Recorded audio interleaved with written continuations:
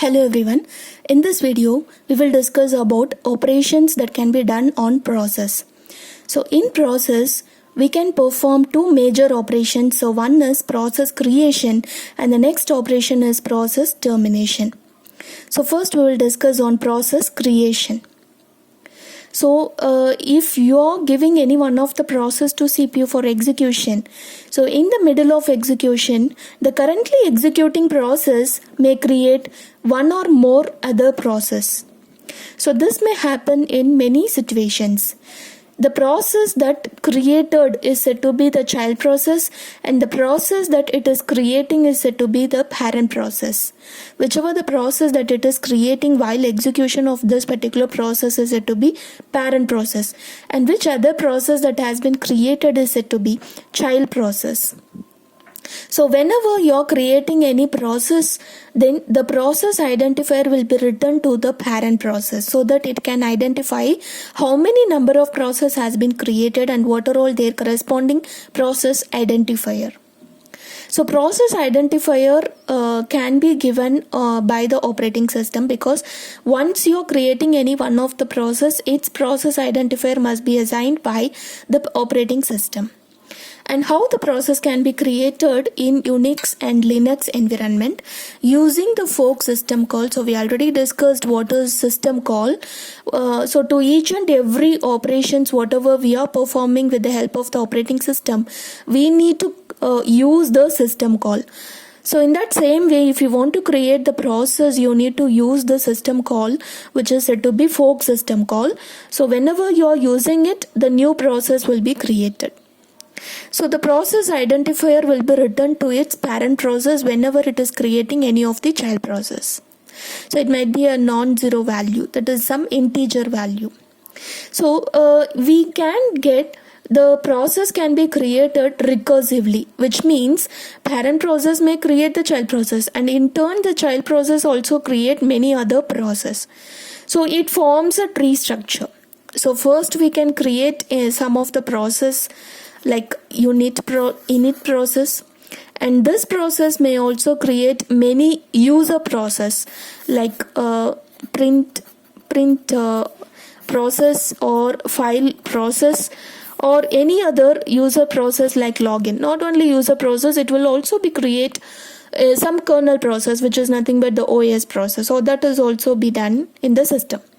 And what is this init process? So whenever it is created, its PID value is also been assigned. What is PID? PID is nothing but process identifier. So that value will also be assigned whenever any process is created in the system. Say for example, for this print, this is all these are said to be the user process, so it is not necessary to assign only the process identifier sequentially.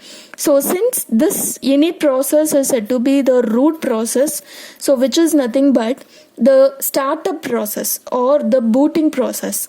So whenever you switched on your computer or the laptop, so this particular process will be executed. So that is what init process, and in turn this may create many number of process, either it might be a user process or the OS process.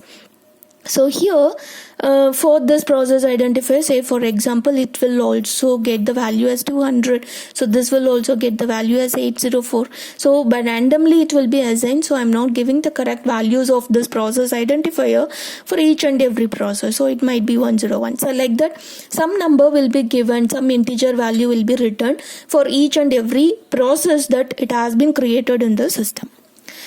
So how can we list out the process in the Unix environment? In this operating system, there is one specific command which is used for listing out all the processes that were active in the system. And the name of the command is ps command.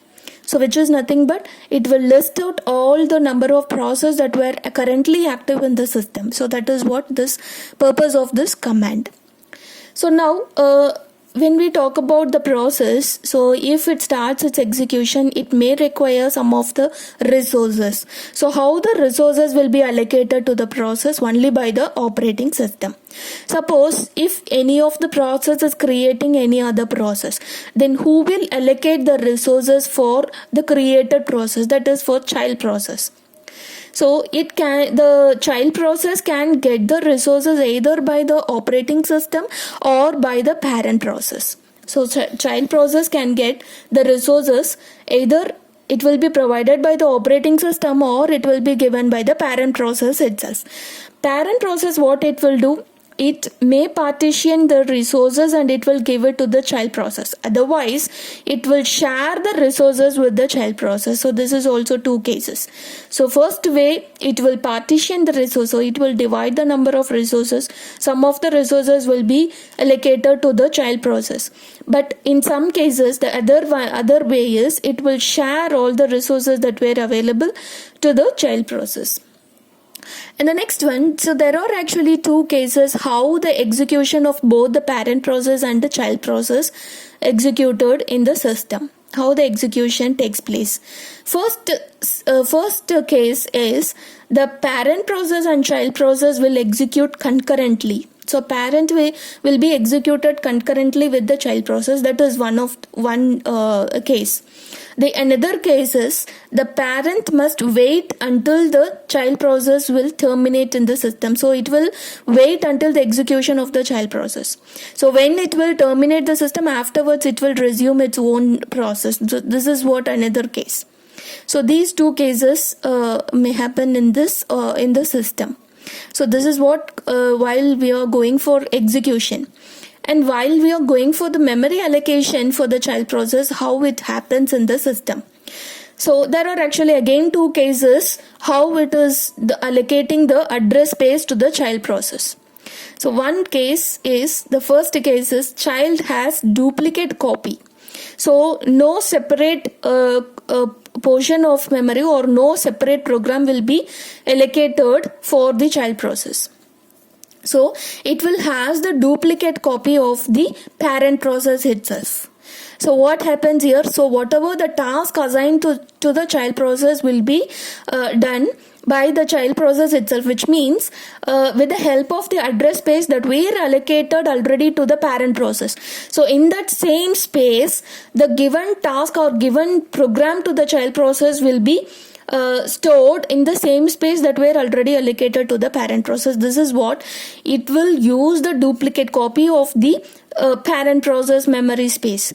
In other cases, it will have, the child has new program, which means it has the separate section or separate program will be loaded for separately for child process. So it will not be interconnect with the parent process. So we will discuss about these two cases, because the first case will be executed, or this particular execution takes place in Unix environment or in Linux. But in Windows OS, how the child process and parent process executes, or how it is actually storing their own set of programs. So let us see in two different cases. So before that, I just want to give one example regarding this parent and child process. Say for example, if the parent process wants to execute the one task, so it is actually creating the child process. So what is the operation it has to perform? So it has to display the content of file. Okay, so it has to display the content of the file. So in addition to so it will create the child process in order to perform this operation. So what it will be returned from the child process. So the child process will return the process identifier. So the parent process will share the address space, which means the memory space of its parent process, to the child process. So what happens, in addition to the space or any other resources it is providing to the child process, so it has to give some initialization data. Some data has to be provided to the child process, so the child process will execute its operation. So in order to perform this particular operation, what it needs, which means the file name. Okay, so which file it has to display its content, so which file it has to open it. So the file name, so that is what the initialization data. So that data will also be provided by the parent process to the child process. and afterwards, so which device it has to use, that is what the resource is. So we have one case that how it is actually allocating the resources to the child process. It will partition some of the resources and only those resources will be allocated. In another case, it will share all the resources whatever it is holding. So it will partition some of the resource, which means for this particular task to be performed, which resource it needs. So which device it has to use in order to display the content of the file, whether it is another file or it is some of the IO devices. So that particular devices will, resources will also be allocated to the child process. So this particular operation has been done easily by the child process with the help of lot of data that has been provided by the parent process. So initially I just told using this fork system call, the process can be created. And the next one is how it will use this wait system call. Okay, so before this execute, I will tell you about wait. So the wait system call, which is nothing but the parent process has to wait until the execution of a child process, because we are actually going with the first case in Unix or Linux environment. So it will have the duplicate copy of the address space of the parent process. So parent process cannot do anything because the address space has been overlaid by the child process. What is the meaning of overlaid? Which is nothing but, so it will substitute its own set of program in the memory space that were allocated already to the parent process. So parent process cannot do anything. So it has to wait. It has to wait until the execution of the child process. So that we need this wait system call. Now what is this execute system call? So execute system call means once the fork system call is used, so we created the process, and in the next statement we need to use this execute system call. This instruction must be used in the next statement, which means it has to load all the binary file of the child process. So whatever the thing it has to do, so all its binary file will be loaded into the memory space of the parent process. So that is what the overlay of memory, overlay of the program of the child process will be loaded, which is the binary file of that operation will be loaded into the memory space of the parent process. So parent process cannot do anything, so it has to use this wait system call until the execution of the child process. So once the child process gets terminated automatically, this parent process, so once the child process is terminated, so its process identifier will be returned as a parameter for this wait system call. So the parent process must recognize that this particular child process has been terminated. Then it will resume its own process. So this is what the concept of how the execution takes place between the parent and the child process in case of Unix environment or Linux environment. Okay, so this execute LP is the version of this execute system call. So this execute LP, so this is loading program. So this command is a version, so advanced version of this execute system call. And once the child finishes its execution, so it will use the exit system call in order to terminate its own set of process. That particular child process will be terminated with the help of this exit system call. The OS will terminate that process. So let us see how the process creation has been done with the fork system call. So initially parent process will create the child process with the help of fork system call. So here PID equal to fork, so which means it will return some integer value that is nothing but process identifier of the child process. Process identifier, so which process identifier? It is nothing but child process. So if it is greater than 0, so some integer value, then it must wait. Okay, so it must wait. So which means the child process has been created, its process identifier is actually 0. So when it will be 0, initially this will be 0. Once it executes that loaded program and whatever the thing, so that has been loaded, and afterwards it finishes its execution, and then so fork system call will follow this execute system call. It followed by this execute system call, and so child process which finishes its execution. Afterwards it will use this exit system call in order to terminate it. So okay, in order to terminate, so this will use the exit system call. So till that parent process has to wait, and after the termination of child process, parent process will be resumed. So this is what the concept takes place in case of Unix environment, Unix OS. Okay, how the process creation has been done. But how this will be happened in Windows OS, Windows operating system. So in Windows, process can be created with the help of this particular function is said to be create process. So which is very similar to the fork system call. So here we have one function, we are not calling it as a system call. So here it is a function create process. So this particular function will be used to create any process. In case of fork system, there could be some differences between this create process and the fork system call. So create process, once it creates any new child process, the child process will not get the same memory space or the address space of the parent process. That is the main difference between fork and create process. In case of fork, it has the duplicate copy of the memory space of the parent process, but here we don't have the copy of the parent process. Okay, so we have the child process must have separate space will be provided in order to load its own set of program or instruction. So it will not take the copy of the parent process, which means the address space of the parent process. That is what the one main difference. The another difference is fork system call will never use any parameters, but here this create process will use parameters. It is actually at least 10 parameters must be used.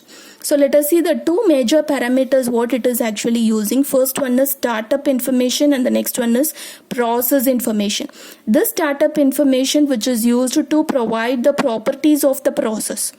So it can get the properties of the process with the help of this parameter, and this process information will get the identifier or whatever the threads it is actually using. Thread, so I will tell you what is actually thread in the next video.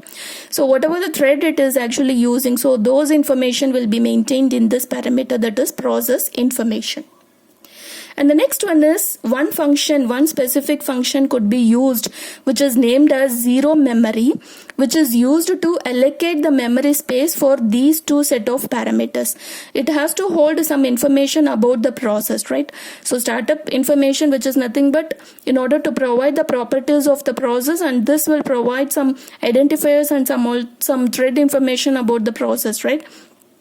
So in order to hold such information, so we are just allocating this memory space using this function called zero memory. And the next one function which is nothing but wait for single object. So here also, if suppose the parent will not wait for the child process because it is not sharing any, it is not taking the copy of the parent process. But in some cases, if the parent process is actually waiting for the child process, so in that case, so I'll tell you. So this concept will be there in the process termination. So why the parent process has to invoke this wait for single object or wait system call. So once the child process gets terminated, so that so parent process must be know about the termination of child process only through this wait system call. So if the parent process using the wait operation, so here in Windows we used to call it as wait for single object. So it is a specific function which we are using in order to perform the wait operation by the parent process. In Unix environment, we have used the wait system call in order to perform that wait operation. Why we are going to the wait system call? So that you will get clear idea when we are discussing about process termination. So I will take the process termination in next video. Thank you.